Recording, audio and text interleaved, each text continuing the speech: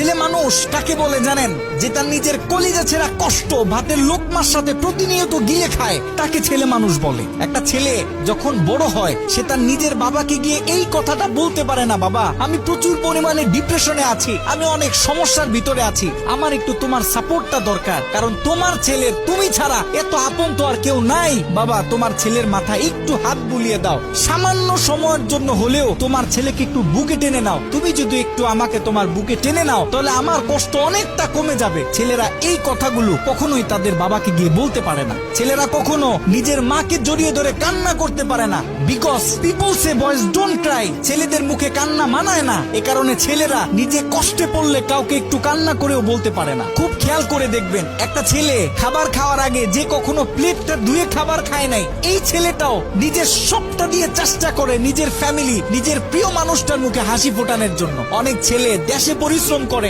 অনেক ছেলে প্রবাসে বছরের পর বছর নিজের ফ্যামিলি, নিজের প্রিয় মানুষের মুখে হাসি ফোটানোর জন্য পড়ে থাকে। দিন শেষে ছেলেদের মুখে হাসি ফোটানোর মতো কাউকে পাওয়া যায় না।